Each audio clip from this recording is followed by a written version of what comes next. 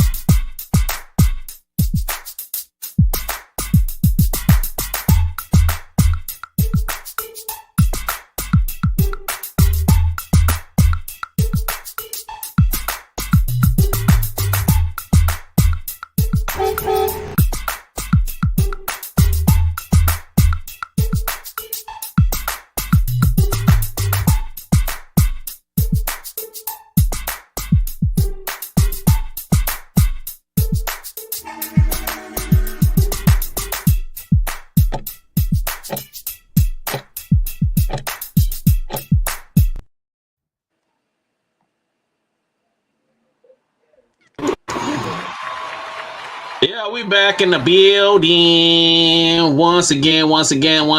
All people on deck. It's the Supply House. Hold on, I'm wrong setting. Yo, we in the building. I am so excited for this week, man. I've had the craziest, busiest weekend, from biker parties to, you know what I'm saying, restaurants and out. I even saw ambulance, which was pretty crazy. But we in the building. Let me give me some hand claps again.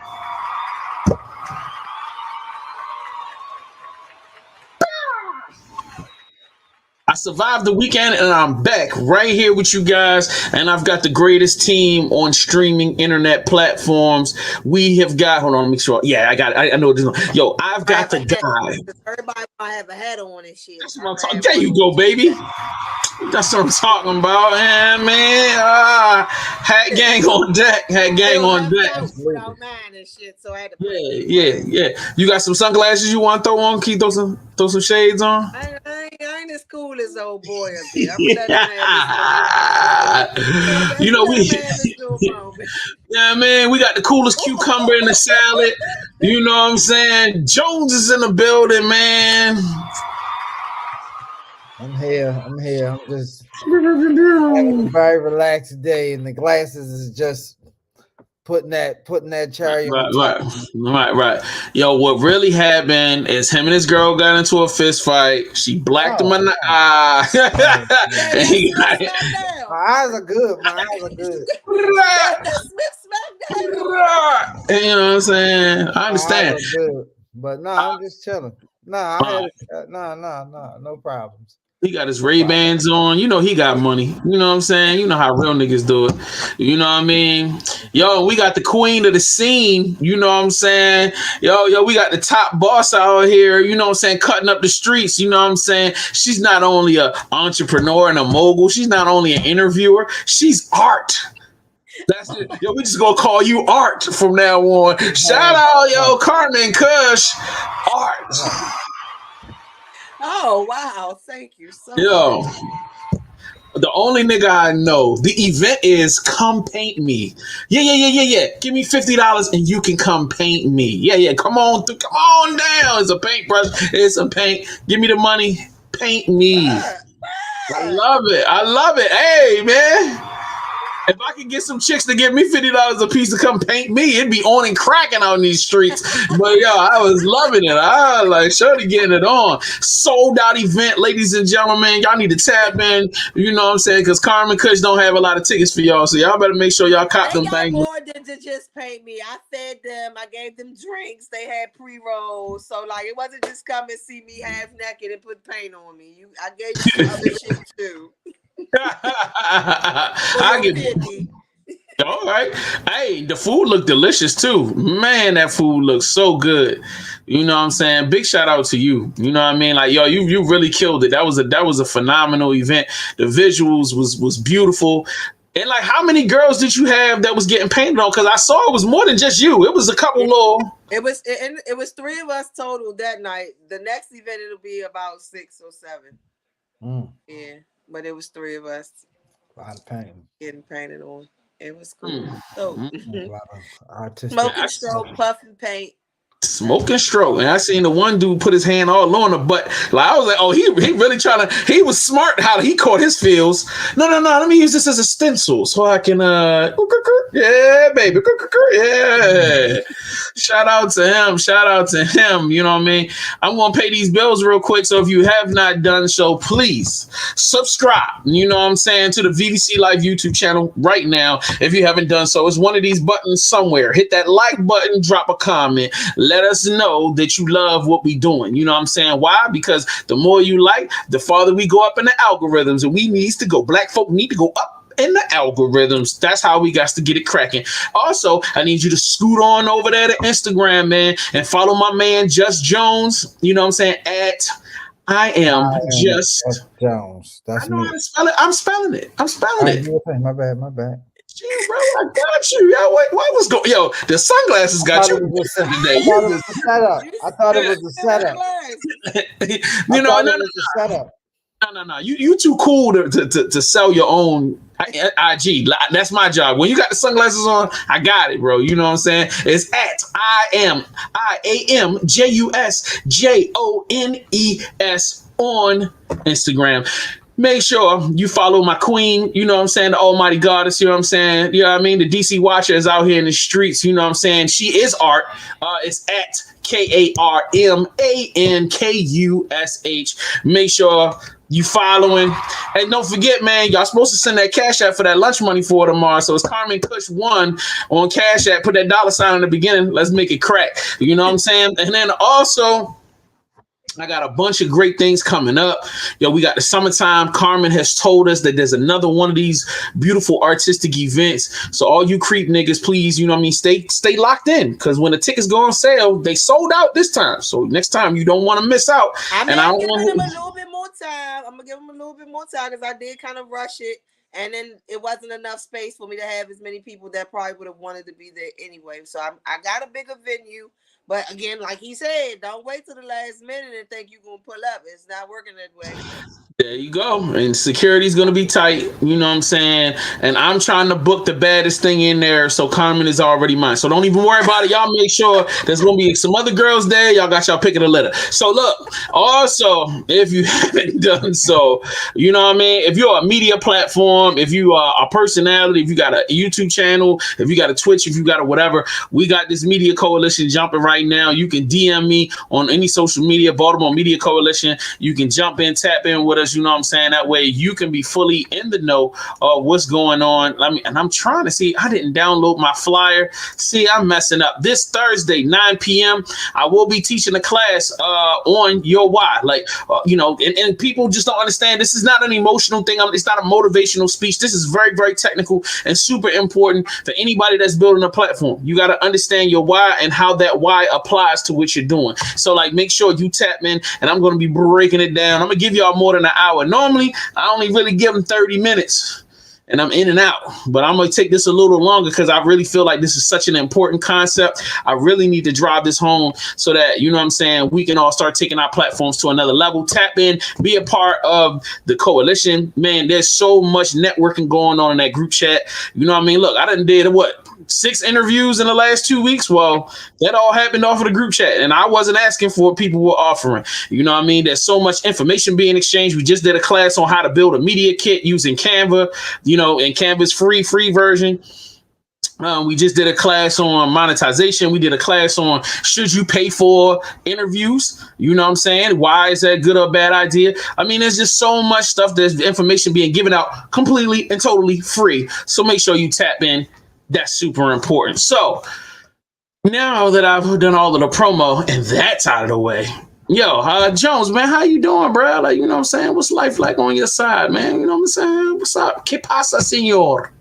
Everything's good, man. I had a nice chills weekend. Didn't do much. Barbershop on Friday. Saturday was my lady's birthday, so hey, shout out to your lady. Yeah, we went out and did a little helicopter ride and experienced that, and nice little dinner. So real nice, intimate, day. Oh, where you go to? Where the helicopter joint was at? I did. So it's called Charm City Helicopters, and it's here in Baltimore, of course. And yeah, it took us like over downtown for real, like near the stadiums, and that's dope. That's dope. So yeah, we did that. That was cool. Yeah, dinner, and then that's about it. I ain't do too much yesterday. That's what's Ran up. around a little bit, but yeah. So that's it, man. That's it. I'm on vacation right now, so that's why you got the shades. Like, this is my vacation week. So. Oh, okay. I get you. Yeah. I get you. Okay. I'm weekend at Bernie's all week. If you're watching this right now, make sure that you go look up the prices on helicopter rides and understand you got to be in a certain tax bracket. So for all of y'all that's thinking that y'all just about to go and it's going to be like going bowling or putt-putt golf. Don't do that. Y'all need to save some money. Y'all understand? I mean, when I say this man got Ray-Bans on, that's real. Like, y'all need to Google the price of Ray-Bans. Y'all understand? They not $10. They not.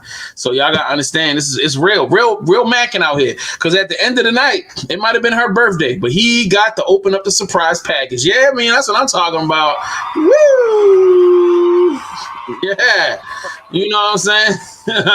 So Carmen, I mean, outside of doing a phenomenal event last Friday, turning up, you know what I mean, with the booby tassels and all of that, you know what I mean? What else you do over the weekend? Like, so I saw little nipple things. That was cute.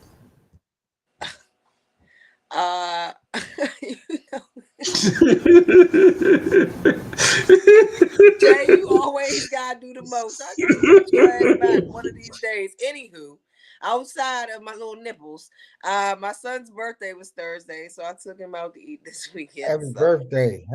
Yay. I went over the please don't make me a grandmother discussion because I'm not ready to be Nana yet, or me mom, or whatever the little baby gonna be calling me. That's a real discussion. That is a real discussion. No, I mean, because he's the age I was when I had him, so I had to, reiterate the fact that he danced with his girlfriend, so that's in the house pussy, and I ain't got time for that. So I bought him a 40-pack. Yo! Yeah. Not having that shit. We not Nana, me, mom, they don't even believe he my son, let alone me be a grandmother yet. We ain't there. I ain't got enough gray hairs. I still got a little arch in my back, a little pop in my step, so we can't do that. So I did that, and then I took him. He wanted to perform, and so I went to this artist showcase, and I took him to perform.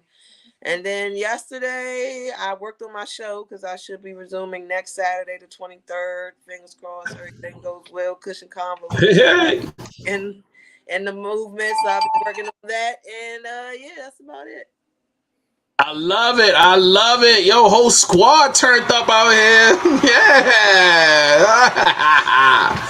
Love it. All right. So Friday I went to see Ambulance. That was cool on a little datey date. And yes, the movie is a whack date. Yo, the movie is a whack date. Huh? Oh, for real? I've been there. Somebody else said it was all right. Just taking somebody to the movies for a date? No, I said somebody else said it was all right. Somebody else just mentioned that movie to me, and so when you just said it, you said it was whack. I'm like, oh, for real?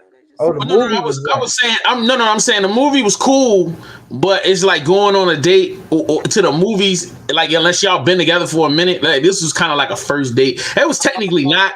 It was a reintroduction date. You know how like you might have dated somebody some years ago, and then y'all reconnect, and then like, oh, let's go out. And then we went that, but it was cool. Like we chilled, we both laughed and joked, but there wasn't really no, you know what I'm saying, booty feeling or like, you know what I'm saying. I ain't know whether or not that was cool. You know, you try to reintroduce yourself. You don't want to get nasty out the gate because then it make you seem like that's all you wanted. It's the first date. Yeah. But But it's not necessarily the first date. It's just the first date after a few years of not seeing you. You know what I'm saying? Right. Y'all new people. And the conversation is going to let you know if, you know, those things are on the table as far as booty grabbing and all of that. But we grabbing butts. First of all, how you going on dates and shit? You grabbing butts? What's going on with you? What? All right, I'm gonna be cool today. I'm not even gonna answer that. Like I ain't even gonna get into that. What are you talking about, Carmen? The people coming to my painting event talking about you already locked me in, so I'm just trying to figure out, you know. All right, my bad. You know, I ain't want to do that. So, yo, if you're interested in hollering at Carmen, I have no claims, and I will stand in the corner and look at you very unapprovingly. How about that? Does it make you feel better? They can still approach you. I'm just not going to be happy about it. I'll just be a grumpy old man. It's whatever. Like Carmen ain't out here dating, but you know what I'm saying? As soon as I mention one little chick, now it's a whole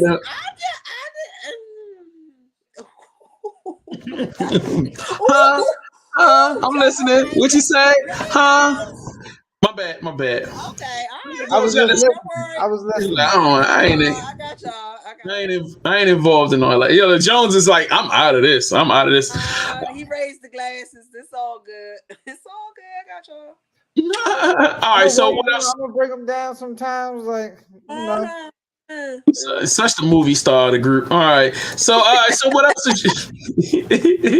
Oh man. So did your son enjoy his performance? His night out to perform? Yes, he was really nervous, but yes, I just gotta get him out. Was that his first performance? Second. But yeah, he had. I mean, the first one was a while ago, so it's almost like his first one all over again. Yeah. Oh man. So I might have to. Yeah, we gonna have to check him out, bro. Like you know, you gonna have the butterflies for a while until you get the hang of it. Does he have like a DJ? He got a DJ and all that? No, not yet. Oh, we gotta get him a DJ, yo. We gotta find him a little somebody to come up with him. Yeah, I mean. So, does he have any music videos, or do we need to we need to get him some video shots? He's been in the middle. One should be coming out in the next week or so. He's been shooting one for his favorite single off his CD. Got you. Yeah. So he got the whole album. Yo, congratulations, man. What's his name, man? Put his name out there so people can listen. His name is Dooley. His name's Abdul, but he goes by Dooley, Duley. And the album is called Nah For Real, and it's Nah FR. Nice. All right, I'm gonna look that joint up and I'm gonna throw it up on the screen. But I'm gonna get started with this rundown, and then we gonna come back to it. So look, while I'm looking for this, I'm gonna give y'all something. I'm gonna give y'all no, I ain't gonna say that. That's gonna sound really bad. I was about to say I'm gonna give y'all a bone to chew on, and that wasn't. Oh. You know what I'm saying? Even though that would help Carmen, but it wouldn't. You know what I'm saying? Go ahead, man. So Jennifer Lopez and Ben Affleck announced their engagement. Jones, take it away. Listen, I mean, I just think that if this was a man being a serial engager, I don't know what you call people that fiance, a serial fiance that just continue to get engaged and never married. Multiple people, the same person multiple times. That's just, I'm like, if that was a guy doing that in the public eye, I think it would cause more scrutiny and, men are dogs, men being men type of thing. So, but no, Jenny from the block gets, she gets a pass. Like, oh, she finally found love. Oh, I knew she wanted to be with him the whole time. Well, she should have been with him. Both of them had multiple partners and family and kids since they broke up. Bennifer. How many kids she got? Right? She got how many? 2, 3? She has 2 kids by Mark Anthony, and I know he has Nice. kids with Jennifer Garner, another Jennifer. Nice. I love it. I love it. I love it. All right. So, do you agree with Jones Carmen? I do. I Really? think, Do you feel like yeah, she's a serial engager? yeah, men would get more flat if it was them versus her. Like, what is the purpose? Like, what exactly like causes you to? I don't know. Like, I maybe I just view, being engaged in marriage a certain type of way that if I say I'm gonna get married to somebody, if I'm gonna be engaged and it don't work out, like it's gonna take me a little bit of time before I to get even with want to somebody, get back to that point. I could probably, still mess with somebody, date, but to be engaged again and it didn't work the last time, I'm like, all right now, like I don't want to put myself this out there person again. she was engaged to before. Like if it didn't work when y'all first was about to, what makes you think it's about to work now? But I'm with you, Jones. Like I'm not. First of all, I don't even. I'm not one of them bitches that since a kid wanted to get. I don't want to get married. I didn't even want to have a kid. That's why I've only had one. I didn't have him until I was 20, and I ain't had no more. I'm 40. I'm 20 years in the game. I'm good. But I don't want to get married. Like I've been in love. But I ain't been so in love. I'm like, ooh, I hope they get nah, dog, we good. Like And then she's like, try like in and her I would hate for 50s. somebody. That's why I always emphasize that early on, because I would hate for somebody to think that I am so in love, but we're in such a love that they should get on that knee. Because if they do, and I have to be the one to be like negative flag on the play. No, I don't want to tell them no. Like I don't. So I emphasize that early on. You ain't gonna got to worry about me being the girl that's no negative. I'm good. I'm good. We can do that. What they call it? You technically married if you've been together for so many Shack years. up. Like, We're gonna shack up. Yeah. That'll be that common law. Because when I'm ready to get the fuck up and go, I ain't got time to be signing papers and going through processes and going to. No, nigga, I'm done and it's over and bye. It's a wrap. That's not a red flag for you though. Like if you meet somebody and they tell you they've been engaged 2-3 times, it's like, well, this That's ain't about beyond to the be, red. That this ain't flag, about to be little number red, 5. it's more than red. That motherfucker on fire. That thing is, that's beyond a red flag. I feel you. I wouldn't want no parts. I can't do that. I'm not gonna say nothing. I'm just gonna move on. Chris Rock says he's not talking until he gets paid. I don't blame him, because everybody Yeah. gonna get that story. He gonna get some real money to tell it. Somebody gonna pay him that bag. You might as well. If somebody gonna cash out that $1 million, $2 million, something like that, it's gonna be super lit. He's not gonna sue Will Smith, so he's got to get a bag out of this the next best way, and that would be to capitalize and make light, of your side of the story, or your side of the face. I love it, man. I love it. I feel like that's an OG move for real, for real. Like, you know what I'm saying? Because you know the value of you saying something. And it's just like, instead of me being a complete idiot, let me just go ahead and cash out. You know what I'm saying? Shit. If I got to take the hit, I better at least get a bag for it. Hey, Netflix, everybody one of those bags that Will Smith going to lose out on. So a company going to pay Chris Rock to do a little Netflix special or something like that. And we're gonna set all type of records when it drop, because everybody, like I said, want to hear his side of it. So, hey man, get your money. Your money. I ain't mad at him. Yep. Let's go. Khalifa, man, I love you, brother. You know what I mean? I'm still riding around, banging black and yellow. And when I see you again, you a legend, man. It's Pennsylvania, baby. Philly to Pittsburgh, but I had to unfollow him today, man. Every time I come on my page, man, you in your draws, man. You giving up strapping ball action, man. Every day, man, I can't do 8 balls in the corner pocket every day when I wake up, man. So, I had to unfollow you, play. I love you, though, man.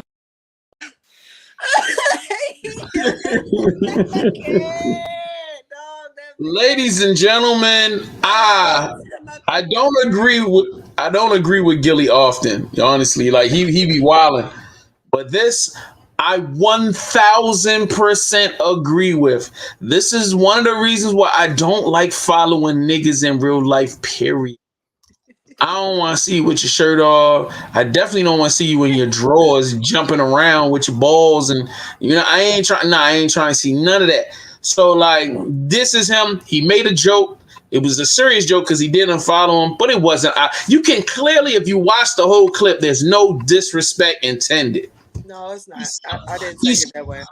He started out with mad love, bro. So Wiz Khalifa totally took it the wrong way, goes on social media and is like, yeah, this guy is bullying me and this is what I do to bullies. I just unfollow you and I deal with you in another way. And he, pretty much when he put that post out, I don't think anybody went back to see what Gillie the Kid said. I think they all just was like, yo, let's protect Wiz. And they pretty much canceled his Instagram page.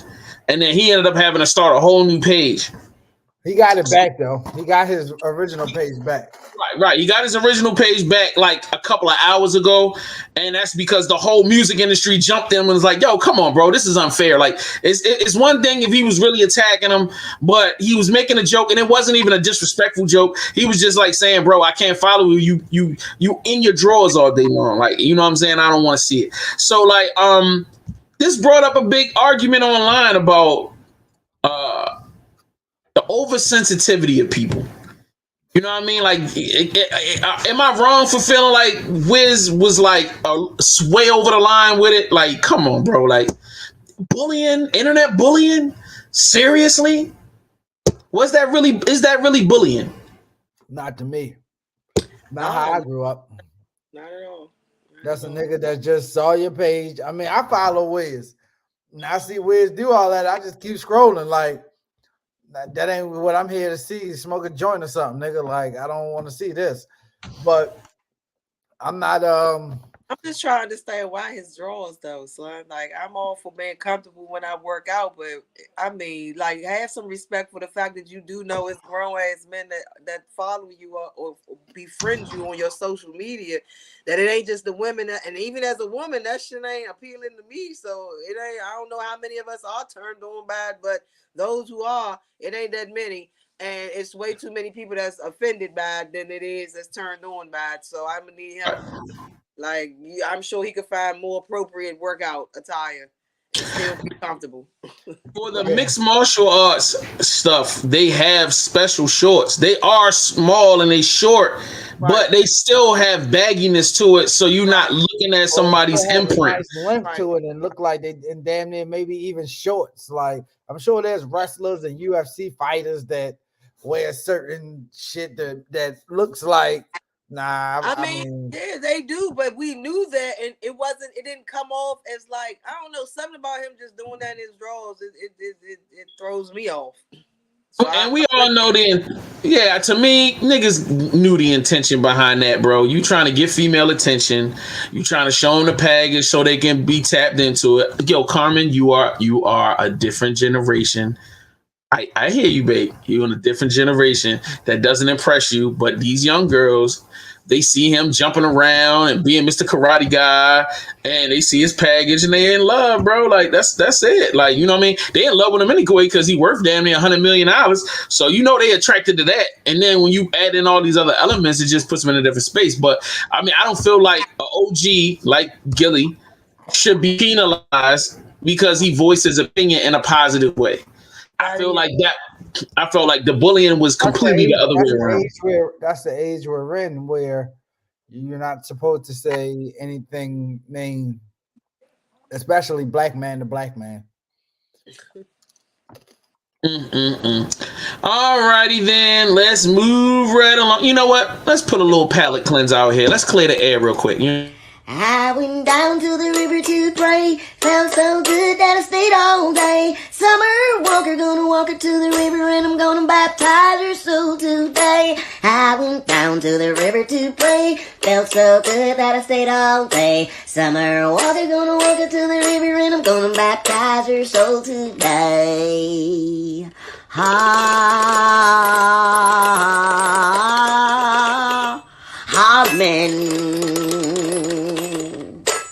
Grocery Store Baptist. What you do is, you drive up to a nice fancy gas station and tell her this the gas station with heated seats in it. What? You let her get out, you go in that goddamn gas station. If she come back out that goddamn gas station and say them seats weren't heated, that's not the one she sat on that gas station toilet seat. The for the streets. I'm telling you now. Any respectable woman in the know, you go to a public restroom, you cop that awkward spot, and you got there pull your pants down, not past your knees, don't want to touch the pissy floor. If she don't do that, don't you bring home.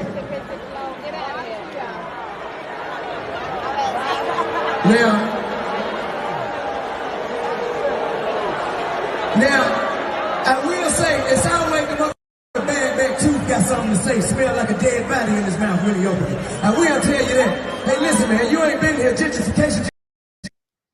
Oh. Yeah, tough crowd. Yeah, tough crowd. The joke was bad. Like, as soon as she started talking, some girl was like, "What? Like, what is he talking about?" Hey, but I feel like as a comedian, these are the lumps you take. Now, normally, as a normal comedian, this would happen on a small club because that's how you build up your ability. You know what I'm saying? Like you deal with a smaller crowd, it's easier to manage. You take your lumps behind closed doors. But when you are T.I. and you have the privilege of being able to draw large crowds, you're going to take your lumps in front of 20,000 people. So this is the plus and the minus. Yep, you have the crowd already and you got a name quickly. But guess what? You can ruin that name for that thing just as quickly. So like if he keep bombing and the stuff keeps coming out like this, he going to be back in small ass clubs. Ain't nobody want to come out and see him. You know what I mean? Who going to pay $50, $60 to come and see him be whack? No, I agree. You know what I mean? And these are the prices that you pay. But like once again, this is T.I. because he's a strong-minded dude. He gonna do what he want to do. Probably at the Baltimore Comedy Club. Oh yeah, he is. No, I say he can. A venue like that, small and intimate, and that stature. He's supposed to be coming to the Comedy Factory. He opening for who the hell he opening for? He opening for somebody because my homegirl, she gonna be hosting that night. So like, you know what I'm saying? And I'm trying to be like, yo, get me in there. And then nigga, I'm a huge T.I. fan. So if I find out, I'll let you know. And you just gonna come down and fuck with your boy. So but yeah, what else y'all got to say about this? When did he decide to be a comedian? Like I didn't even know that was even about the I saw that a lot. I saw a lot of people saying that. He's been doing this for a few months now. Yeah, a couple months. For real? I didn't know nothing about it until I heard about this whole him getting booed shit. And on top of that, I heard that he was cast to play Red Fox in like an upcoming film. So like this could be him trying to prepare himself for the role. You know what I'm saying? Wow, are you serious? He got casted for Red fucking Fox? Then I would think that's what he's doing this for. Because this seems so random and sporadic that I'm like, really, T.I. trying to be a comedian? Like, I mean, I know you might be the funny nigga at the cookout, but that don't mean you supposed to go. You funny. So you might be the funny nigga at the cookout. I mean, once I heard that today that he was, I was like, oh, and I was like, damn, young, do I be making people feel like they should go be a comedian because I be cracking up at their little jokes and shit? And I will be quick to say, like, oh, you funny and shit. I gotta catch myself. I don't want people to just be. But once you just say he gonna be Red Fox, maybe that is what he practicing or preparing for. Yeah, but it was a rumor. It's something I heard on a stream once. I was watching somebody stream and they was talking about it. But I can see it because he's light skinned. He does have this. If he lets his hair get scruffy, he got the scruffy look to him, and of course he got that voice. He got that tone in his voice and all of that. So you know what I mean. I can totally see it. And he's a hell of an actor. I will give him that. He's a hell of a he the roles he's played them. So I can see him really getting into that. that could be that could be really a career defining role for him if he does get that role and he kills it. And he kills. Yeah. All bets are I off. agree. He's gonna become like a Hollywood elite. You know what I'm saying? Like he really got to dig into that character and become that character. That like could be for him what like Ray was for Jamie Foxx or something. Exactly. You know what I mean? Because I was watching old Jamie Foxx stand up from back in the day, and I was like, yo, Jamie Foxx was so funny, but we just didn't. We saw him as a goofy actor. We saw him as a goofy comedic actor that nobody really took him seriously. You know what I'm saying? He and did that, Ray. He did. Yeah. So it just took for him to get that movie role and to drop that first solo album. And like, him connecting with Kanye, him connecting with that movie, and like that really helped catapult him into a whole different stratosphere for real. Like definitely. All righty then. What's next on the Dizocket? Let's talk about this bullshnickle. Some shit that I don't give a damn about, but I'm forced to talk about because this nigga famous. You know what I mean? You see it, baby. We just got that Hollywood storm, Miami to Hollywood. You see them J's? We ain't playing. Get your pictures.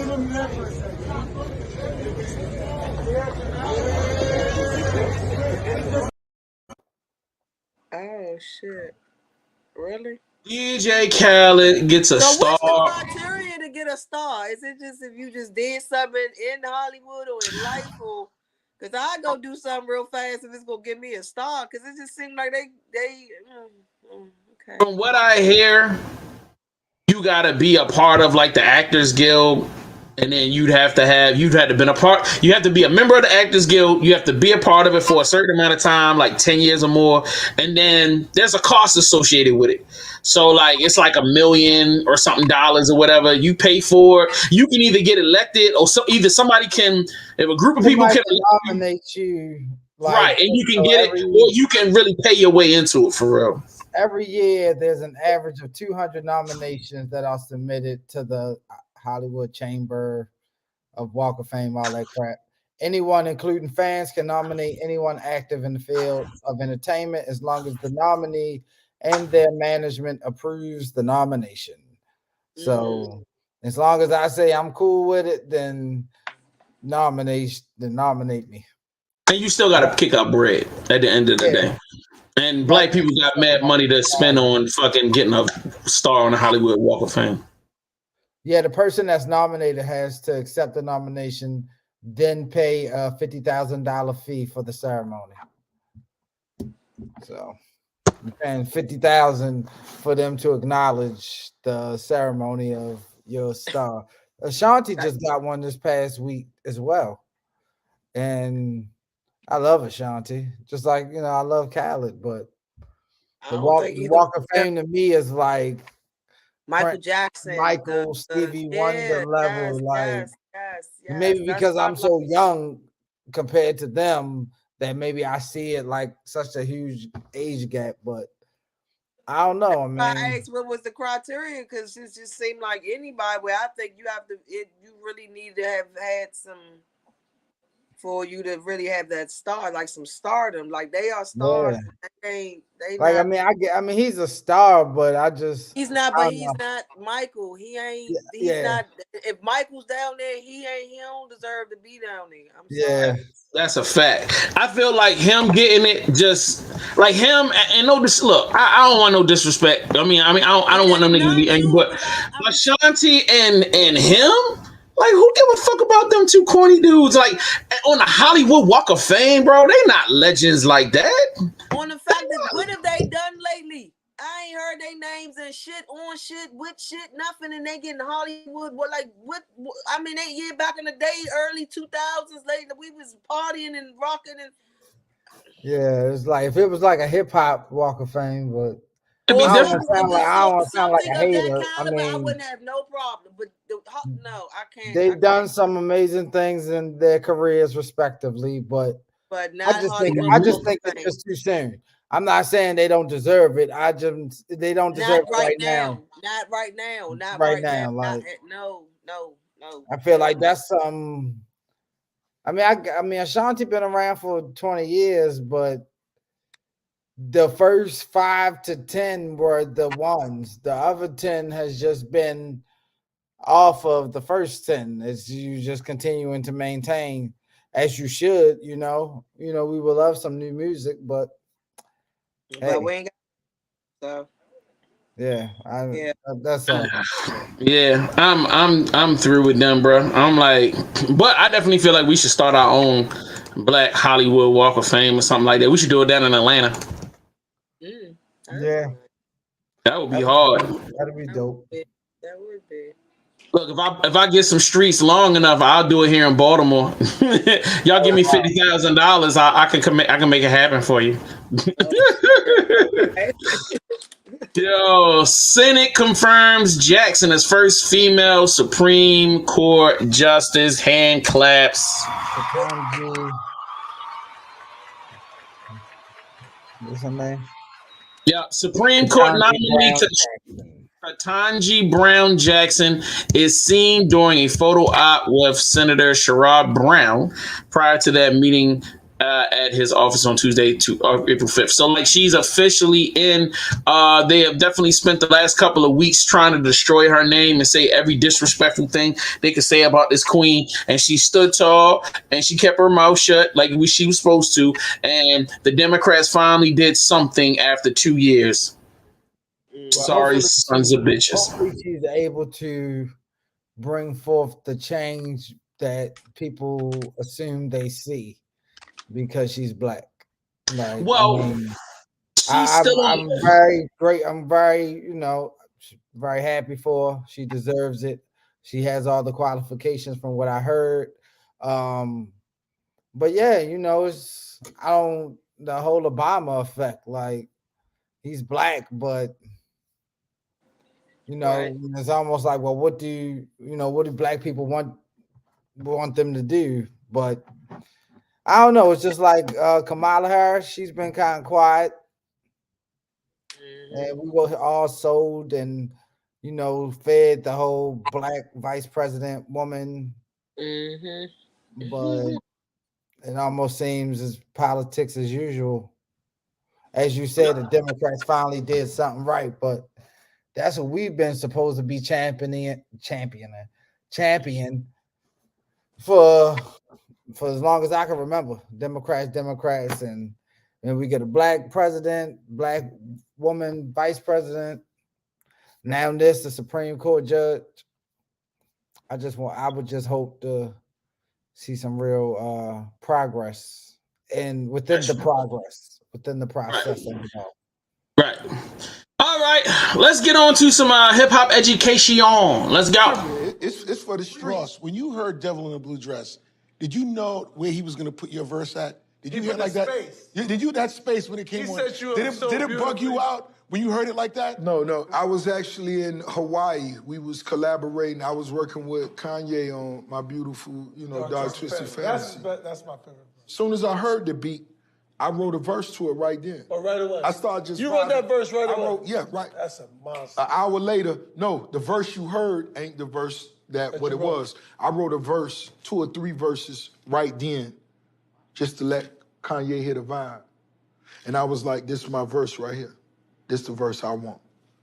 He listened to it, walked off, came back an hour later. Rose, I know you.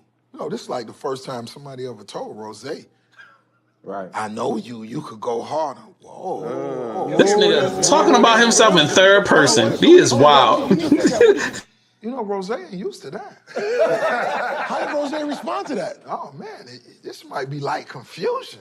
Right. You may have to get on the plane. This feeling like confusion. Right. Hold on. Because he questioning what you wrote. You don't like what you wrote. That's what he really saying. Yeah, that's exactly what you said. 3-4 verses. And I just dissected it. I looked at him, because he went vibe to it, came back an hour later. I'm listening to some You done more moved shit. on. Yeah.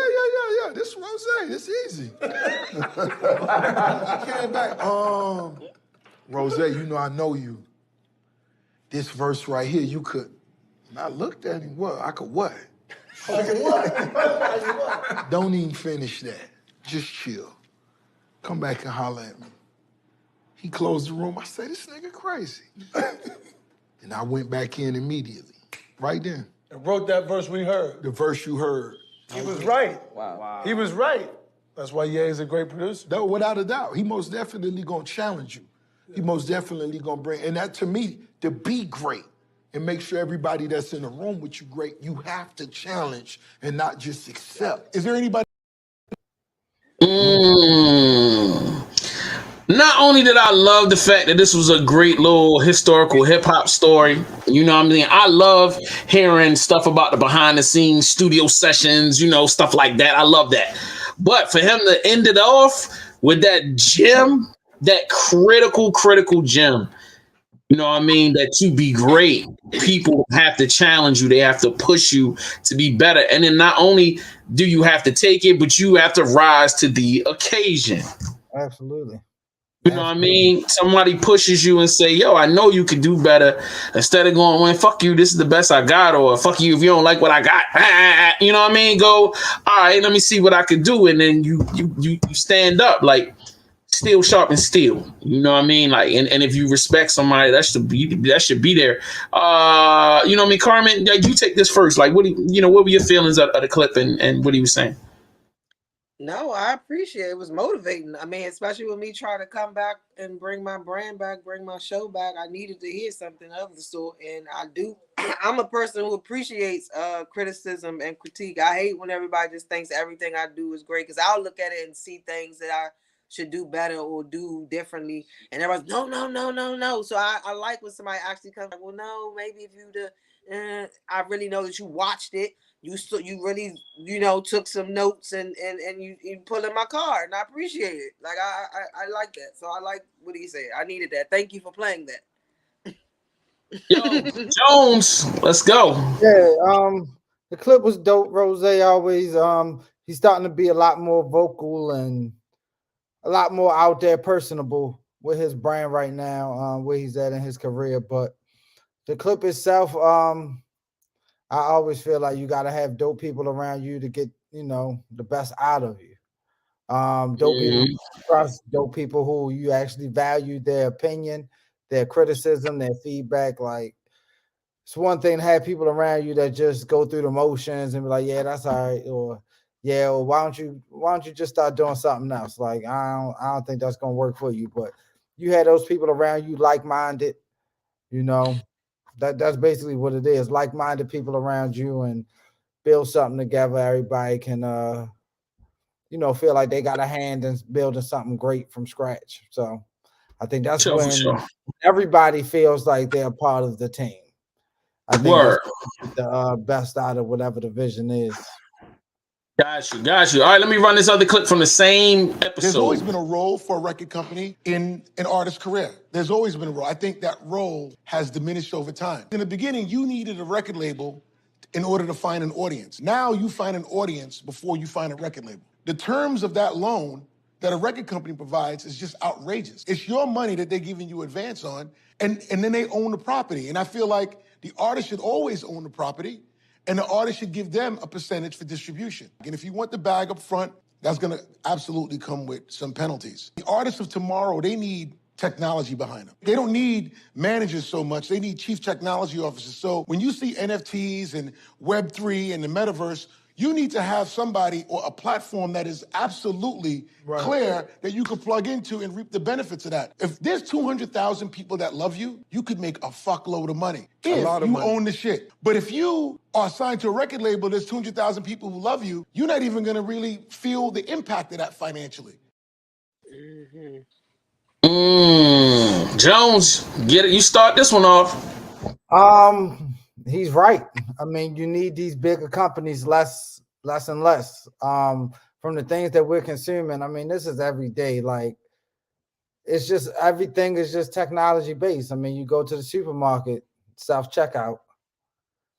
I mean, you're just dealing with less and less. Everything is right here on the phone, less and less human interaction. So to get the most out of your music career, you have to own it. You have to own it. Like, yeah, the bag is cool, and I can imagine somebody dangling, $100,000 in front of me when, in actuality, I could stand to make that in a month or something like that. Like I've seen NBA YoungBoy, he wasn't getting all his YouTube profits, probably close to none, and he's like the most searched artist on YouTube. So yeah, it's been about ownership. That wasn't something taught back in the day when I was coming up, like owning. It wasn't as important as it is now, but there's so much information out there, so easy to get the information too. The information's in your hand versus having to go through a library and skim through an encyclopedia trying to find the L through W. It wasn't the easiest thing to do. To jump in, because you made an interesting point. Like I when I hear you say stuff like that, it really makes me appreciate my older brother, because when I was in high school, he used to be the one to explain shit like that, like ownership and you know what I'm saying, having control, creative control, and he used to lecture me about that, like, because I just love to make the beats, you know what I mean, I just love but he was the one talking about split sheets and publishing, and he was so adamant about, like, yo, you need to be able to have control. And even after I signed a contract with his label, you know what I mean, he still made sure that, like, I got the best points possible, you know what I mean? And then when I left, he signed off and gave me all of my masters back, like, you know what I mean? Which I'm like, I took for granted. But now I look years later and I'm like, bro, I can legally do whatever I want to do with music that was paid for by his company.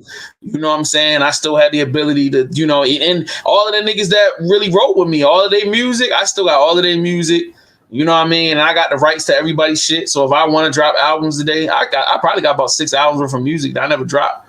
But I could literally drop it today. But I mean, that's something that I learned a long time ago. And it's crazy to me thinking about how much people didn't know or even didn't give a fuck to know. They was just wanting to get on. They were so obsessed with getting on. And for me, I was always obsessed with selling units. So like, I just wanted to sell units. So is it more of they didn't want to know, or people wasn't willing to share the information? Do you think that generation, like, kind of?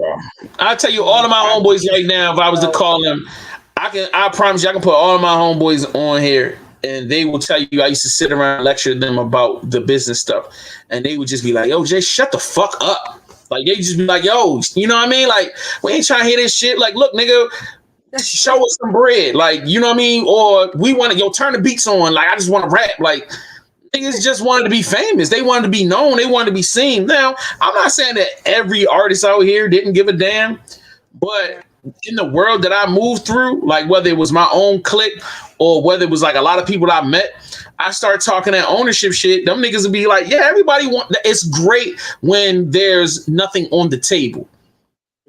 But it's completely different when you got rent to pay and you working at McDonald's or some bullshit job and somebody comes at you with $100,000 or $200,000. In hindsight, is always 2020. But in that moment when you like, I have nothing, and the music in that time period, yes, it could have been hot, but you didn't have access to the world the way you have access to the world now. So to get cracking, you sacrifice. You know what I'm saying? That's just what it is. Nowadays, these children have a clear line to success. The only difference between where they are and where they want to be is the workload that they are willing to carry to get there. The sacrifices that they're willing to make to get to that place. You know what I'm saying? Carmen's son can literally Google everything that he needs to know to get him where he needs to go. It's just about him deciding to get up every day and network. Every day, push his music. You know what I mean? And invest in himself. Every time he get paid, let me get some QR code cards so I can hand to people so they can connect to my stream. Every day, talking to a new girl. Hey, every day going out and connecting with somebody new and saying, yo, let's follow each other on Instagram. You know what I mean? Let me send you the link. Like, if you're willing to do that legwork, you gonna be where you want to be. But a lot of niggas want that. I want to sit at home. I want people to get to know me, and then I want to step out and be God. Oh, love me.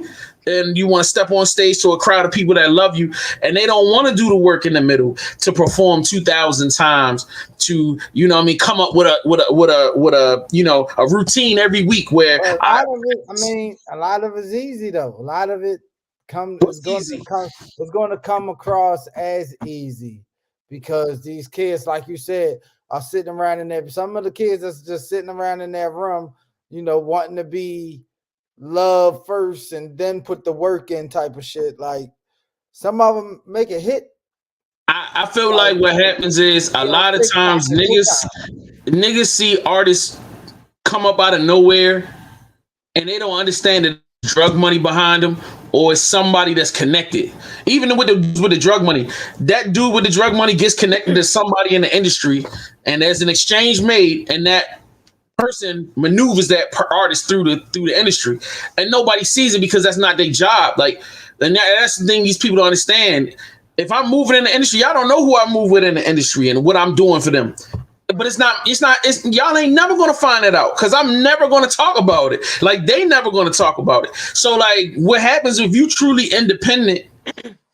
It is about that grind, and you cannot look at somebody else's success and try to say that I deserve that or that should happen to me the same way, because you don't know what's going on. The only thing you get to see is the prestige. You get to see the Instagram page. So like, beating that concrete up is the only option if you ain't got money. You know what I mean? And you have to let go of your pride, and you got to let go of your ego. And you can't beat the streets up for 2 weeks and go, man, I've been working hard and why my numbers ain't going up? Nigga, that's 2 weeks. Do it for 2 years. Every day. Ooh. 10 niggas a day, 20 niggas a day. Like, you know what I mean? Like, I tell you a story, and I don't know if J Hill wants people to know this, but I'm gonna tell it anyway. Like, I remember when J Hill first came to me, he had like 3,000 followers. You know what I mean? But I remember him sitting in the studio in the office on his phone for hours, like following and unfollowing niggas, following people. Just hitting, just following people, just following masses of people, then downloading the little app to where it would automatically follow people and send messages and they would hit him back. I remember him linking up with every artist, and he would come and tell me, I don't care about these damn artists. He was like, but I need to have that network. I need to get to know these people. He was like, even though I don't care about it, if I'm going to be a media nigga, everybody needs to know my name. So he went from being like, I don't care, I'm just a club host and I'm out of my business, to I'm literally every day following, talking to people, building relationships, pushing. Go look at his Instagram right now. It's like 40,000 followers on this shit. But it wasn't because he was just a hot guy and everybody started following him. Like, it was grind. You know what I mean? And like, when you in these spaces, man, it really is about that. And I feel like we get so caught up on the big numbers that we forget about the everyday little numbers. Like, let's start, print up 10 t-shirts and sell them. Yeah. Print 5 hats and sell them. Print, you know what I mean? Do something, man. Do a body painting event. You know what I mean? Have people come and paint your body. Like, yo, bro, hustle, my nigga, hustle. I don't give me the middle finger. That was an ingenious idea. Like, for real. Because as I thought about it, I was like, man, that's not even expensive. What? And all you do is wash the paint off after it's done. And everybody just gets this unique experience that they've never, you know what I mean? I'm going to go and get drunk and I'm going to rub on some booty and paint at the same time. That's a marvelous night. That is a marvelous night, yo. You know what I mean? And I definitely respect you for that. But anyway, Carmen, yeah, right. Is there anything you wanted to add into my, anything, because I was just rambling. No, y'all made all the good points. For sure. All right, I got one more thing I want to join, and now we're supposed to have a special guest at 9:00. We'll see. If not, I've got more content. Don't go nowhere. Take on this clip. Bruh, you are running face first into the point and somehow still missing it. But I promise you were this close to getting it. All you gotta do is apply this very logic of minstrel shows being hurtful to black people to misogynist jokes being hurtful to black women. There's no such thing as a universally funny joke. All humor is subjective. You can think that the joke is funny because it's not at your expense, and also at the same time understand why black women don't think that the joke is funny because it is at their expense. You don't need to gaslight them and put them down because they don't think the thing is funny that you think is funny that ain't about you. It's about them. Chris Rock himself said that he stopped telling the N-word versus black people joke because he understood the broader cultural impact that that joke had, that it had become ammunition against us. So isn't it reasonable that that very logic can also apply to how our jokes can negatively impact black women? In short, Misogynist jokes are to black women what minstrel shows are to black people. And black men are to misogynist jokes what white people are to minstrel shows. All you gotta do is scoot on over just a little bit and you'll get it. We out here. Damn. We out here. I follow this nigga, man. He's you ever watch somebody be like, man, he's way more intelligent than I am. Yeah, because that guy. He took that to new heights for sure. No bullshit. I mean, I can see his point though. Like joking, you know, how I personally always think everybody is not going to think the same thing is funny. No matter how harmless it sounds, that doesn't mean it's funny. Like, and that was even going back on the situation. That was my biggest problem. The joke wasn't even funny. Like, you ain't had to say it, and you would have got the same reaction for the joke that you did when you said it. Nothing. Like, it wasn't funny. But, but his deeper point as far as the way black people were shown before and how now black men in particular, some black women, how they mock black women. It's almost, I mean, it's just about the same to me. Guys dressing up like women doesn't get the same reaction if a woman dresses up like a man. So, I mean, it's a little true. It's some true in there. It's some truism in there. I don't want to continue to think that deep over this whole situation. That's a fact. Hey, Carmen, so do you feel like do you find it offensive when you see like Martin Lawrence in a fat suit, or you see Eddie Murphy and dressed up like a woman? Does that make you go like, damn, yo, is that what you think of niggas? Nah, it don't bother me. I mean, I understood his point, but I'm not one to get who got or to get offended when they do those types of jokes or skits. I mean, because it naturally is women out here like that, and I know some who they're emulating. So I look at it like, that. I mean, so it really comes off comical to me because they exist. It's not like they're far fetched or they're over the top. They really are like that. So exactly. And if I may, after that, we out here. Shut up. We out shit. You know what I mean? All right, let's go to something depressing. I'm content. How you found out and where you were? Never forget. Yep. Where were you at? I was at home. Laying down actually. Yep. And did somebody call you or? Somebody called me in the house, like, you know how you can hear when somebody call your name, like the tone of their voice, like you know something wrong, you just don't know what it is. Yeah. That's what it was. You know, obviously it's not something that anybody saw coming or, you know, or even. I'm content. I'm all right. When you say content, what does that mean? Like I'm maintaining. Like I'm not getting better. I'm not getting worse. I'm just here right now. Yeah. Do you feel like sometimes you just catch yourself stuck, maybe in a cycle, you know, just of emotion? All the time. I can't shake it, bro. I can't ignore it. I ain't gonna lie. I watched this video and it brought me back to some feelings that I had in the past. I lost a friend like 20 years ago, and I was broke. So, you know, I was just hurt sitting on a milk crate. You know what I mean? But I'm looking at this dude, and as much as we could be like, damn, well, you mad successful. You got this, like, none of that jewelry and none of them clothes mean nothing, yo. Like, when you lose somebody that not only is your family and you love them, but also that person almost raised him. Like, you know what I'm saying? Like, that nigga took him on the road, showed him how to be an MC. That man That man taught him the game. That man put him in position. That man protected him, fed him, loved him, hugged him, lifted him up. And for that man to be gone, and we just, in our community, we so desensitized to murder that we don't even, you know what I mean? We done already moved on. Niggas like, oh yeah, Dolph dead. All right, you know what I mean? Yeah, he's just sad. All right, let's do a couple records and let's keep it moving. A couple niggas get some tattoos, you know what I mean? But like, this was like a moment for me where I was just like, there's so much trauma. There's so many of us still caught in the wake. Like, even like, I just seen something with whatchamacallit girl, fucking Nipsey Hussle girl. He been gone, what, 3 years? She's still mourning. Like, you know what I'm saying? At what point do we move past being the community that we are? You know what I'm saying? I can't talk about no hood nigga shit. I don't want to have no problems with no hood niggas. But like, there's a point. When do we stop?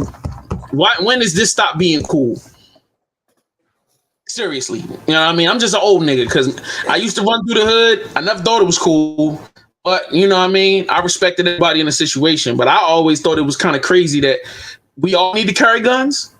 Like, we all got to get mad and want to kill somebody because they slept with your girl, or like, why we can't just box it out? Like, you know what I mean? Even if I step on your sneakers or whatever, I gotta die over stepping on your sneaker. Like, you know what I mean? Like, let me shut the fuck up. You know what I mean? Jones, what you thinking?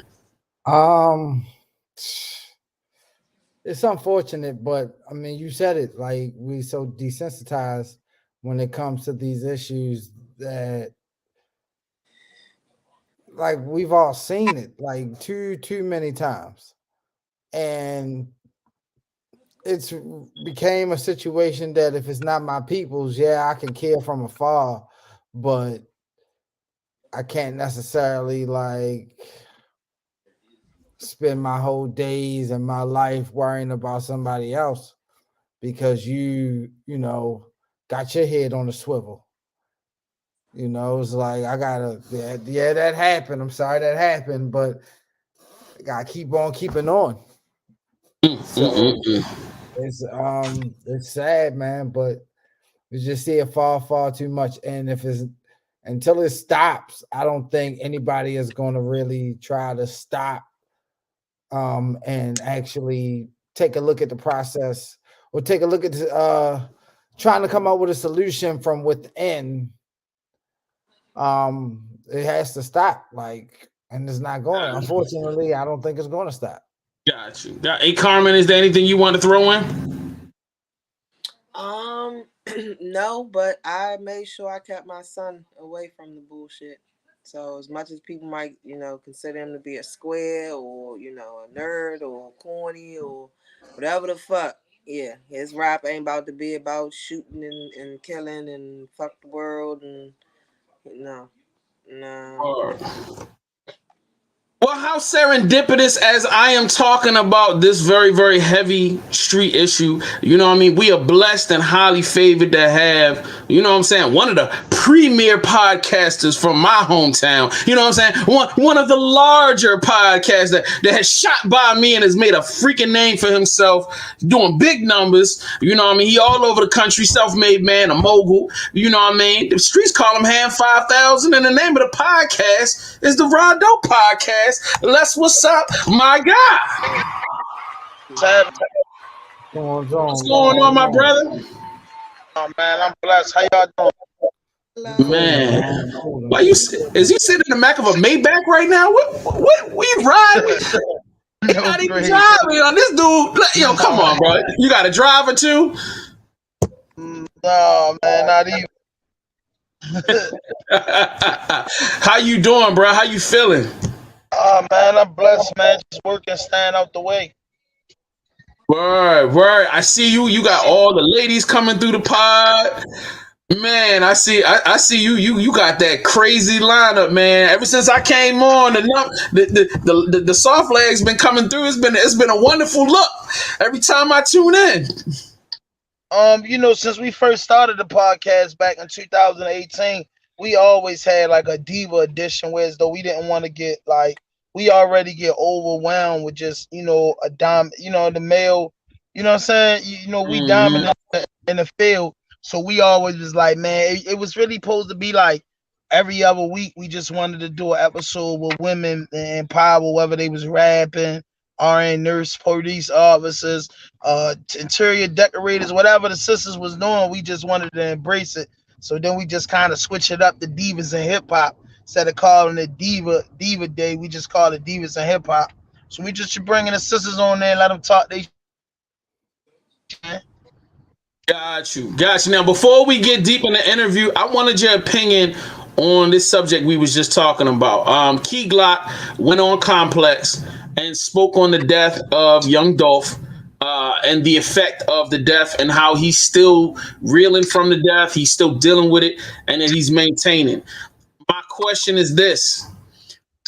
Is this something that even concerns hood niggas, or are we still so caught up in pride, bravado, and trying to be the man that we don't see that we destroying our own? Like, you are way closer to the streets than I am. Please give me some insight on, does this affect us in the hood, or what is your take? I'm gonna say I'm far away from the streets. I like to not think about that part of my life no more. But at the end of the day, it's with all of us. Jay-Z said it in a song. I pray hard. None of my nephew and nieces want to be stars. Cause in this field, people think you got more than you got. Then hatred is just built off of nothing. And what I mean by that is that a lot of dudes in the streets just hate dudes for no reason because they feared to get up and work and go bust their ass and do something. And when I was kind of younger in the streets, a life was worth more than a dollar or two. Nowadays, you dudes killing for pennies and killing for free. So when you got a society like this, ain't nobody off limits. Like, you mean to tell me nobody told them idiots, bro, I don't care how much money that was, you shouldn't go kill Dolph. If that man got a problem with Dolph or whoever, they should deal with it. But Dolph shouldn't die because, he a legend, bro. He doing stuff for the city, feeding the homeless. He doing that. That's what somebody should have said, but nobody's saying that no more. You know what I'm saying? It's nobody mediating the problems no more because the community fed up with the community. You know what I'm saying? What I'm saying? It was loyalty amongst us at one time, and we was a guarded community, but now ain't nobody telling Shorty not to cuss that lady out no more, or ain't nobody telling these dudes that it's senseless killing. You know what I'm saying? I feel bad myself growing up in the streets, and I feel like, the shit that I did in my past, and me and my homeboys and family members did, what I'm saying, is a product of what's going on today. So I always try to use words of encouragement, but we don't know the real reason why Dolph got killed.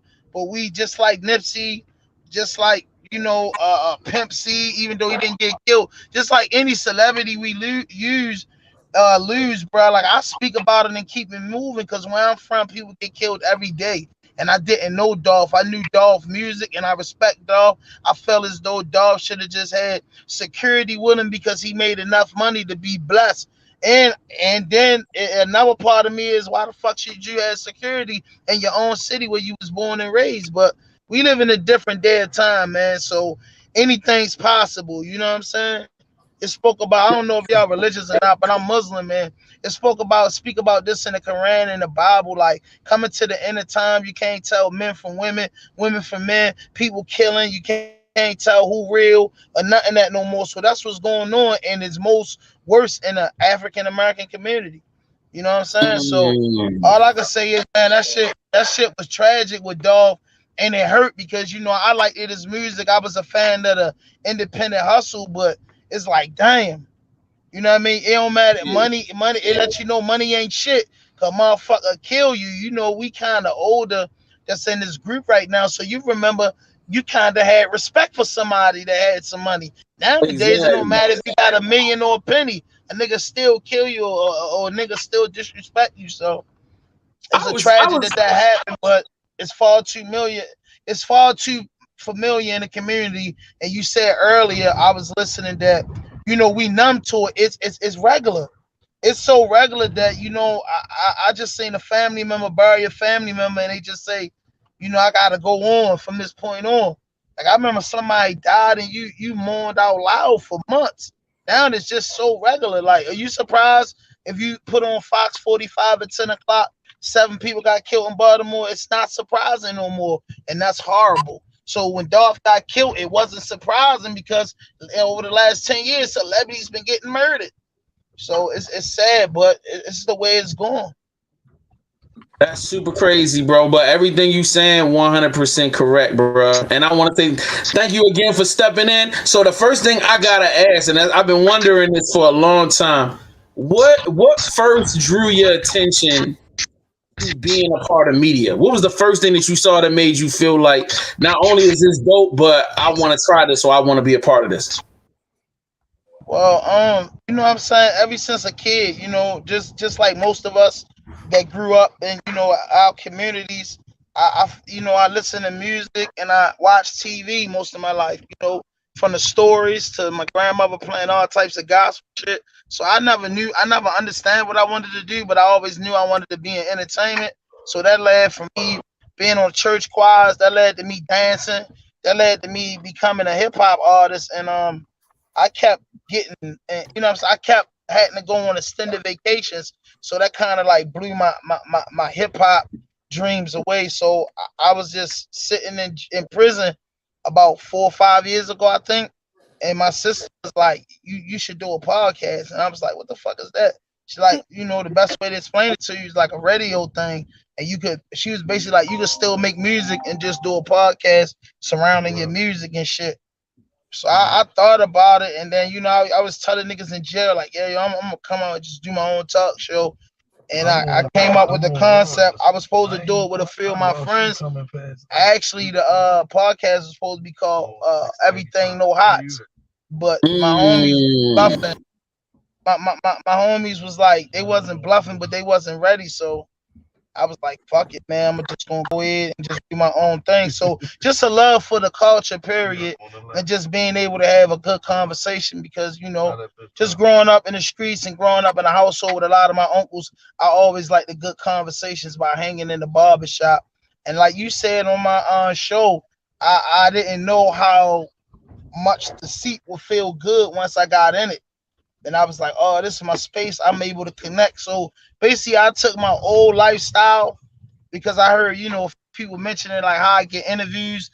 I took my old lifestyle and made it into a positive. Like I was in the streets forever and didn't gang shit out of there, but bullet holes and incarceration and probably some trips, some used cars. So I said, once I'm out of that shit, I'm gonna go back and you know, reach out to people that I know from over there and get these interviews and just try to write my goods, you know what I'm saying, before my number called.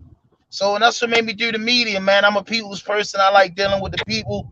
I believe service to humanity is the best work of life. I'm from the back block, and I just like to bring a good show. That's why, like, we never had no fights. We never had no arguments. We not in the streets wherever podcasts and in a competition. Nobody really had nothing to say bad about us. If they do it, they say it under their breath out of respect. But we just tolerate no fuck shit, no fake shit, no foolishness. We just there to give up. We just here to have a great conversation. Like if you was in a barbershop, the beauty salon, a bullpen, or on the job in the lunchroom. They the type of conversations we like to have. And our goal is to, you know, fuck with the have-nots. Fuck with the people that got a voice but don't got a voice. So we went to the underground and it's been working for us. Word. All right, so tell me, when was the moment that you really felt like you was in your groove? You know what I mean? Because there's always those first weeks you might love it, but you recognize, man, this is rocky, or sometimes you don't know what to say, or you might have ran out of subjects. When at what point was it? Like after the first year? Was it a couple of months that you feel like you really found your groove and you knew? I was in my groove when I thought of it. When my sister ran the idea to me, I was in my groove. I'm like that with anything, you know what I'm saying? I'm in my groove as soon as the idea get it. I'm an Aries 4-7, and I'm just one of them people that once I put my mind on it, it's a rap. Like I once she put it in my head, I already went in jail and start writing in my mind. I already said I'm gonna be the best at what I can do because all my life I've been like that, from hustling to dressing, everything. I just try to be the best me. So when I thought of it, I knew I was going to do it. I ain't give a fuck who believed it. And I knew it was going to take time. I knew it was going to take a lot of money. I knew it was going to take time, and all we got in it is invested a lot of money that we haven't seen 10% of it back, and a lot of minutes of our life that we not gonna get a goddamn second of it back. But I enjoyed every minute of it. Like, I love it. If I heard you right, you said your birthday was 4/7. Yeah, 4/7. Yeah, April the 7th. Yeah. So you are Aries for real? Yeah, hell yeah. This is my birthday just the other day. Yeah, it was the other day. That's Carmen's son's birthday. Yeah, yep. It's a few people's birthday. Like, when I was younger, coming up, I ain't know so many Arises in my life.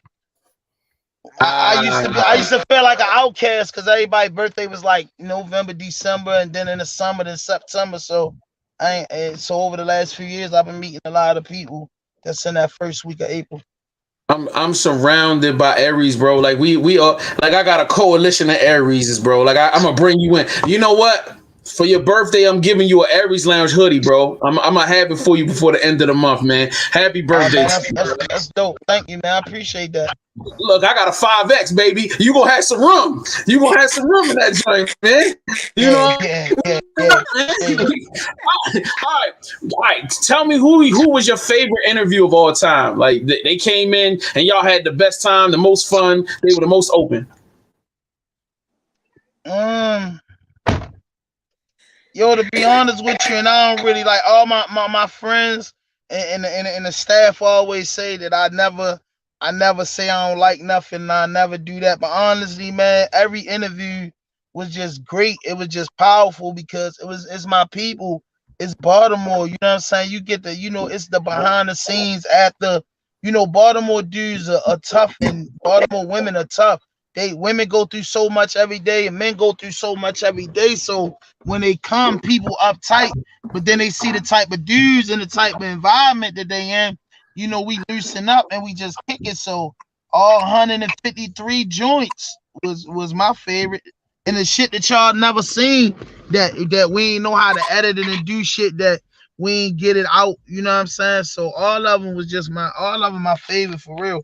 Every time I record is my favorite. Cause you know what I'm saying? I don't know which one gonna be the one. The one that take me out the county is the one. You know what I'm saying? For sure. All right. So, you know what I mean? What are your top 3 favorite podcasts outside of your own? Locally or like nationally? Either one. It had to be like, I'm a big fan of Drink Champ EFN. That's my guy. I interviewed him when I was like 17 episodes in. I'm definitely a fan of Gillie and all of them, man. I ain't gonna lie to you. I watch Don't Call Me White Girl. I watch Lip Service. I watch Joe Rogan. I watch Flip. I watch Queens. I watch Joe Rogan. I watch $1 Million Worth of Game. I watch Joe Buttons. I watch Drink Champs. You know what I'm saying? I watch J Hill Network. I watch his shit. I watch everything. You know what I'm saying? Because I never went to college for this shit. So if you're going to be in this business, only way we can learn it is by watching it. So I watch everybody's shit, bro. Like, that's all. Even my kids. My kids be like, Daddy, you go watch podcasts. Like, even my daughter like podcasts. I don't watch nothing else. I love that. Now, being that you own your business, you own a podcast, you got a team for the pod, you have other things that you are divested in. Your funds are divested into multiple places. What do you, as a business owner, what are the most important elements you feel like a person needs to have to be an entrepreneur? Credit. Credit. You come to get. My God, I can't tell you nothing. You credit, like, build your credit. Like, that's something that a lot of us, coming from our culture and our community, face the most, because we don't know how to establish credits. We don't know the cheat codes to being successful with the credit. We think we need a bunch of money. Then you got $10,000-$15,000 in the bank, but you never really, you just been saving your money, but you never knew you needed to get a credit card and you needed to build up something, and they constantly say no to you. You know what I'm saying? So I would think anything after you get your LLC and your business license, focus on the business credit. If I could give any advice, focus on the credit of it, because you're gonna need money, and then it ain't fair. Because we late bloomers. It's like, yo, I kick out. Say last year we kicked out $20,000 to produce 60 podcasts, and because we ain't got the credit and we ain't do things a certain type of way, it's just a loss. You get what I'm saying? Well, we could have been using the credit cards, writing it off on the taxes, getting the return, everything would pay for itself. So it's like just having credit in the business street. Yo, he is giving y'all the woo. Woo. All right, what's the next thing? Come on, man. Give me a couple more things for the people. Man, shit, man. Stay hydrated. Stay high as fuck. Get you a good lady. Stay super cool. Mind your business, and man, just stay prayed up. Like, I don't know what else to do. You know what I'm saying? At this point in life, we can't really do much but just stay prayed up, stay blessed, and stay focused. And what I learned in this business, like, we've been doing this December the 3rd makes 4 years that we've been in the game. And out of the 4 years, bro, like, I just say, bro, like, it's we from Baltimore. We coming from the bottom, so it ain't nothing, it's like it's always gonna be a long process. Like, I think my shit should have been took off, but it didn't. So Allah knows best. It's just like, work hard for it, never give up, execution, no excuses. Like, it's just, you gotta keep working. It's like having sex, you ain't gonna keep stroking, don't bust a nut, you just fucked your heart rate up. You know what I'm saying? Got your heart all excited for no reason. So we just keep going till we bust a nut. You know what I'm saying? That's our clip for Instagram. That's definitely our clip for Instagram. For real. All right. Keep going. Keep going till you busting that. That's the one. I definitely feel you. So, I'm gonna run a bunch of I'm gonna do, you know what I mean? You gotta pick either or. I'm gonna run a bunch of these down to you, and you gotta pick either or. All right. So either you gonna want titties or you want ass. Which one you want? I'm gonna have to take ass. All right. Yo, are we getting the cheesesteak sub or are we getting the cheese fish sub? I don't really like them fish patties, so I'm gonna have to take if it ain't chopped fish, I might have to go with the cheesesteak. Are we going with the full wings and fries, or are we going with the lake trout and fries? Bro, like, I hate fried food unless it's breakfast food, because I'm obese. So a fat nigga like myself gotta be careful on it. And I'm gonna take the full wings and fries. Okay. I like this. I like the way you're talking. Yeah. I like that. Yo, early mornings or late at night? What? Do you like getting up early in the morning, or you like being up late at night? Oh man, most definitely late nights, early mornings. Like, I grew up in the house of my grandmother and uncles and shit. So even if I wanted to, I couldn't sleep past 7. My grandma was up 4:30, so 7 o'clock was a blessing. But that also just helped me in life. It just helped me. Like, I like to stay up to 2-3 o'clock in the morning, and I just had to settle for the sleep that I got. I wasn't allowed to lay around my house, and I don't do it now. My girl hate that about me. I can't stand the fucking house. I don't know why. Yo, do you like getting out in the streets to make money, like doing stuff like, construction or out of the house type stuff, or do you like being in the office? Man, the dream is to be in the office. By whatever way it comes, that's the way I'm trying to get it. We are opposites. I hate being in the office. That office drives me nuts. I hate sitting still and it being too quiet. I actually like being out in the streets, wheeling and dealing. I definitely want to be in the office with the AC and the secretary. You know what I'm saying? I definitely don't want to be in the field. I think we should be over that in the field shit. You know they make young guys for that. That's a fact. That's a fact. Yo, do you like your cash in the bank and you just looking at the balance, or you like having your cash in cash and carrying around in big bags? I want the cash in the bank for the credit, but sometimes I want to show off and have it all on me. Hey, that's real. That's real. That's real. All right. You like brothel houses or strip clubs? I like threesomes, so I don't really want There to go you go. out. I don't really want to go out. I don't really want to go out. Like the strip club, I feel like I see everything. That's just something I always been like since I was little. Like if I go to the strip club, I'm like, damn, y'all see everything. Now all these niggas seeing everything. You know what I'm saying? Like I kind of like one life. You can't never be, once you over 25, you can never be nobody's. So every girl you've been with, she had to get down. Every nigga girl been with, he had to get down. So my thing is, if I'm in a strip club and I love the strippers, but it's like I seen everything, and if I don't get hot and horny in that instant, I'm out of there. Like, man, fuck, I look like wasting my money. All these niggas been touching me, it ain't gonna give me nothing. So I get two-faced with that. So I just prefer to do my own thing. Got you. All right. Luxury car, sedan, or sports, or luxury truck? We truckers around here, so we don't fuck with nothing but the trucks. I'm a truck dude, but if I make it big, inshallah, man, I need the big boy Rolls Royce. That's like my dream car. The Phantom Ghost and the truck. So if I got a car, I gotta be a big body, cause man, I'm 280 pounds, so I gotta have a big body. So that's just it. I hear that. You need a Cadillac. That's what you need. You know what I mean? I had a lot of them, so I think I faded out of Cadillacs. But if they the old ones, I like to have them in my collection. Like what's the funny nigga Jay Leno? I like to have a collection of cars like Jay Leno one day. So them old cars like 300 ZXs and Supers and Saabs and Mustangs. You know what I'm saying? Cars I used to dream about as a kid. I would like to go back and get all those cars if I get a chance to make a lot of bread. Okay. Blunts or papers? That's the problem, man. I gotta be 70 years old with breathing problems, man. The blunts. But I'm trying to get on the papers. I am too. All right. Okay. East Coast or West Coast? And I'm talking about just living.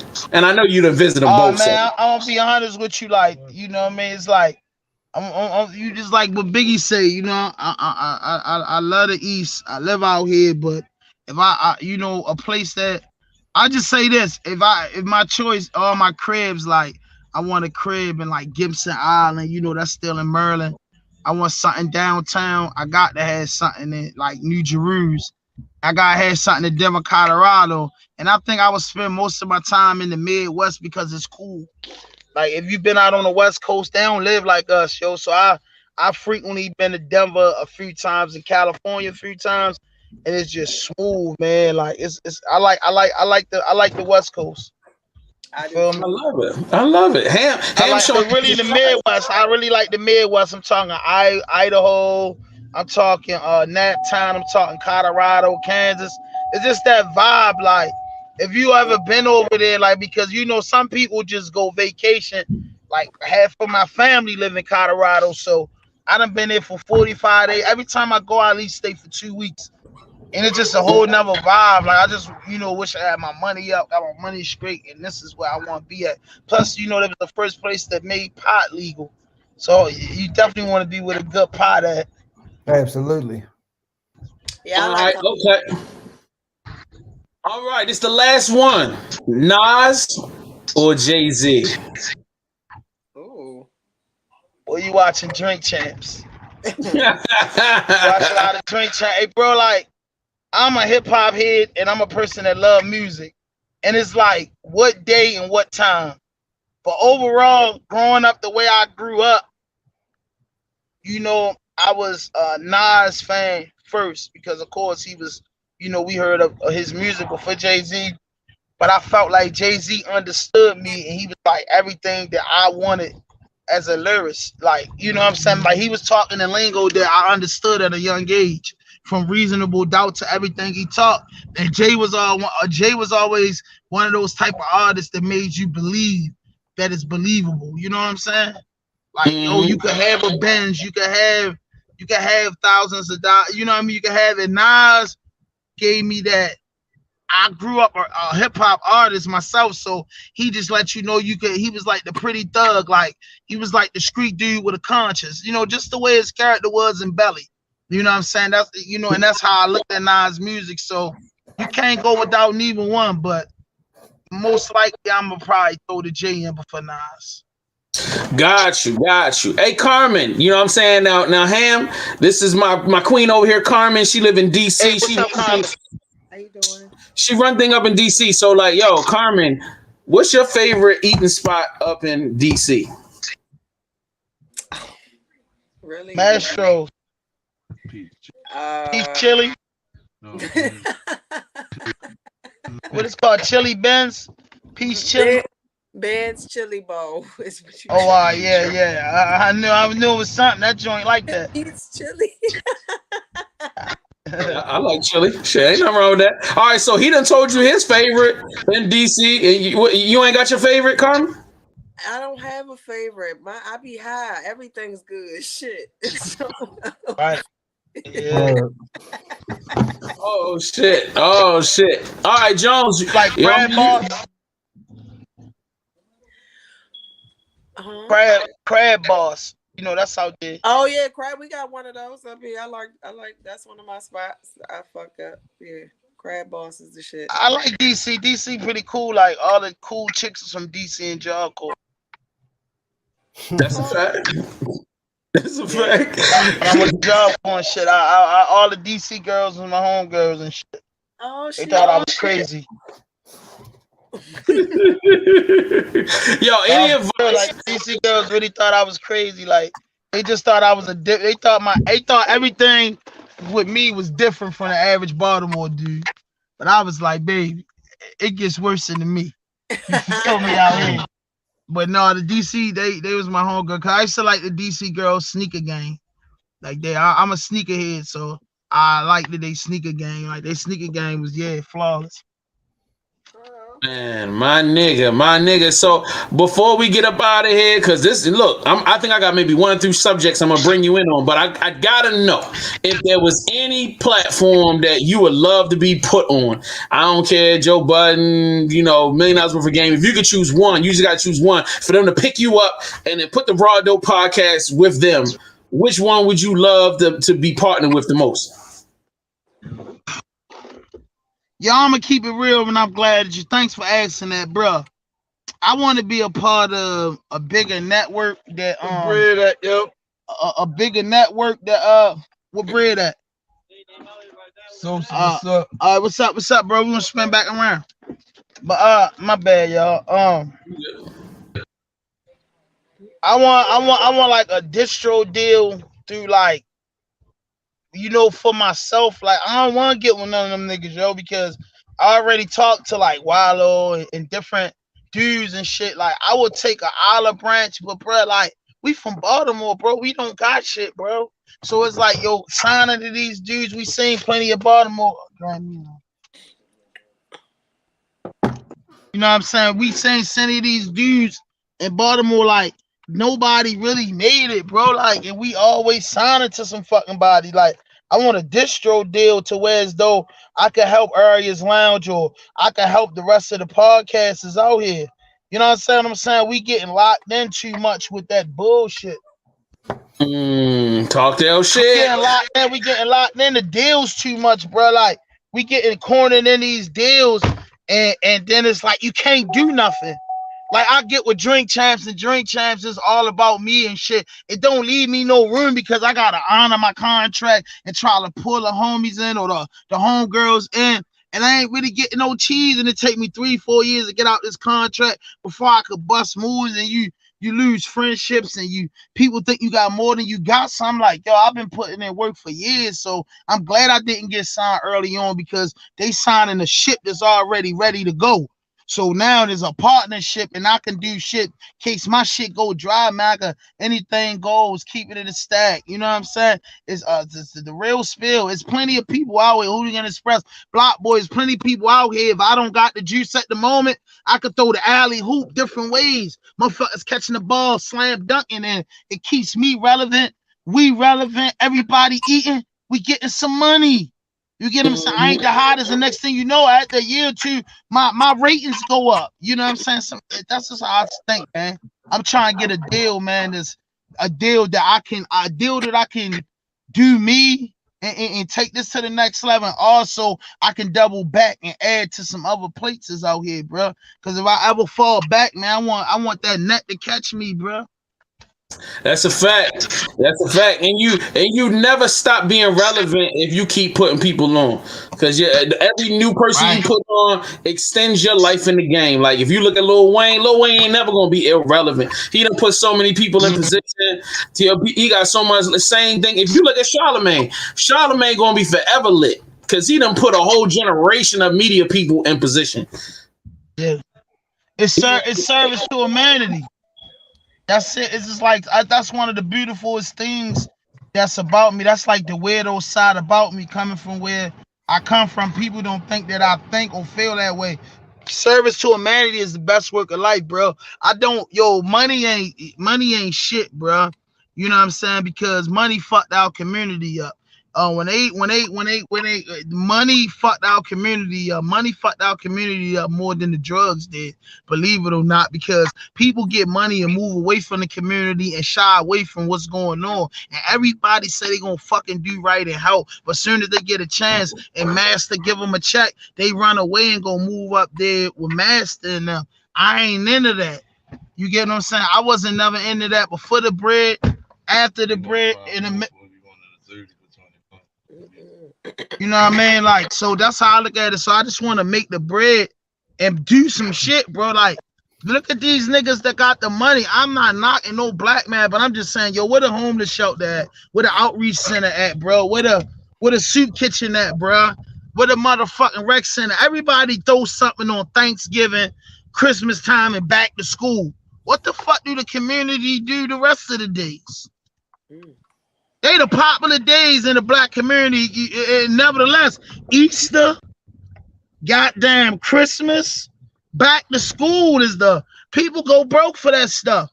Well, what happens the rest of them days? High school dropouts are created from the rest of those days, not on the good days when we celebrating this one day out of the year. So I'm like, man, I want some shit like, man, I get a chance to get the millions or get a chance to get hundreds of thousands, bro. Like service to humanity is a thing for me. Production center, just giving back, bro. Like that's how I want. Like I think different, bro. Niggas is looking for an Emmy, bro. I'm looking for a Nobel Peace Prize. I'm on some B. Gaddy shit, bro. Like, you know what I'm saying? Like, I'm on that type of shit, bro. Like I want to brag different. You know what I'm saying? Like shit, bro. I got money and I took care of my community. You know what I'm saying? 20 years ago, I was a part of this problem. 20 years ago, I did this. 20 years ago, I was American Nightmare. 20 years ago, I was the kid that Aruba and Niger and the rest of these crooked state's attorneys wanted to put behind jail because they said if they keep letting me out, I was going to be a repeat offender. They didn't think I could do nothing else. They wanted me to be dead. The hospital don't want to work on you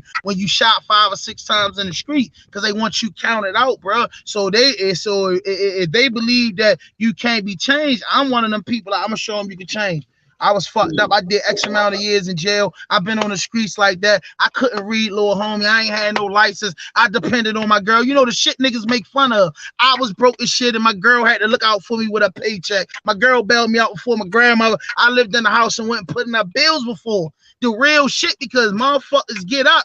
They don't be that no more. I be tripping off of dudes making the joke about Slim on the couch. What the fuck is funny? That man might have been paying bills for his chick for 3 years and fell the fuck off. So he's a fucking lame because he on the couch for a minute. Because this world gets so overwhelming that you need help. I be tripping off people once they get $1 over rent money. And I vowed to never be like that, bro, because it's all fucking fake. You understand what I'm saying? So that's where I'm at with it. Yo, salute to you, my guy. Absolute, man. Thank you so much. Hey, Hey, bro, you doing right, bro. You know what I'm saying? And I've been a big admirer of your platform. You know I love what you do. You I doing always right. show you up. Hey man, you gotta remember something, Supplier. You laid the foundation, right? And this is what I say to a lot of my old friends, like, bro, like I always been a dude that really like took care of myself. You know what I'm saying? I've been broke as a bitch. I've been up a little bit. You know what I'm saying? Just whatever we go through in life, but bro, it's people like you who stepped out and stopped rapping before and started broadcasting in your basement and living out that dream and doing it. And it's people like you who set it up for me without us ever meeting each other, ever knowing each other. You threw the alley hoop without you even knowing you threw the alley hoop. You get what I'm saying? Because you work like everybody that put work from rapping to doing beats to being cameramans and photographer, they all a part of the growth for everything that come out the DMV, Baltimore, DC, Maryland, and Virginia. You get what I'm saying? So I salute, bro. Like I'm not one of them fake niggas. Like Square Y, he's a legend. Certain people put in work. They didn't get the biggest check in the world, or they might not be the millionaires, but did that take away from your work? So man, you put in the work. You had an award show. You doing shit, bro. That's never been done. Man, you a legend. If they don't give you your flowers now or give you your props now, one day, bro, they might have to tell you that dropping the tea over your casket. But that respect will be given. You get what I'm saying? That's what I'm saying. I'm giving it to you now, man. Thank you for what you did. I appreciate the flowers, my guy. I super appreciate it, bro. It means a lot to me because I look up, I look up to y'all. I love what y'all doing. You know what I'm saying. I love that you found a niche and you found a lane and you are killing it, bro. You know what I'm saying. And I love the fact that you are Aries. You got me turned up now. You Aries? Oh, we about to be. Oh yeah, you my nigga, man. You my nigga. You know. I love Aries niggas a little different. That yo, oh boy. Yeah, two types of guys is real good guys with me, man. It's like them Aries type niggas and dudes that been in the joint. They tend to be friends. You know, they dudes walk back block. They my friends and weed smokers. They my friends. Yeah, I get along with that community. Man, I get along with cameramen and shit, videographers, actors, and singers and shit. They my type of people. Well, yo, bro, I appreciate you tapping in. I super appreciate you taking the time, man. Like, yo, I can't wait to see what you got coming up next. We will be getting together in a couple of weeks. You know what I'm saying? Because hey, we supposed to grab lunch. So, like, you know what I'm saying? Hell yeah. Now I just got back in town, so I was out of town for like 2 weeks. So I just got back around. So I'm in for it, man. Okay, cool. I'm gonna order your hoodie this weekend, and then like, as soon as it comes in, we gonna grab lunch. You know what I mean? Get you your birthday present, and then you know, man, we gonna turn. We got hot, yo. So you gotta make it happen. All right, absolutely, man. I appreciate y'all, man. Keep up the good work, man. All right, no doubt, no doubt. All right. Yo, shout out to my guy. Shout out to my guy. You know what I mean? Him, 5,000. Carmen, how you feeling? You right over there? You good? You like you in a good place? I'm good. You good? All right, that's up long and all that. You know what I mean? Don't you right? You was like a statue. You was in that joint. You was so cool. I had to keep looking up because he's still up. You was still. No, everything is good. Everything is good. That's all right, ladies and gentlemen. It is that time to turn in. It is time for Jay to get dinner. You know what I'm saying? And until time, I can go to work tomorrow. Joe, your shout outs and plug your reasons so that people can follow you. Yeah, at I am Just Jones on Instagram, at I'm Just Jones on Twitter. That's how you find me. I am Just Jones. I think we spelled it a couple times during the show. So there you go. All right, baby. Carmen, it's on you. Plug your socials, plug whatever you want to plug. It's your girl Carmen Kush. That's KarmanKush, and Kush and Convo coming up in 2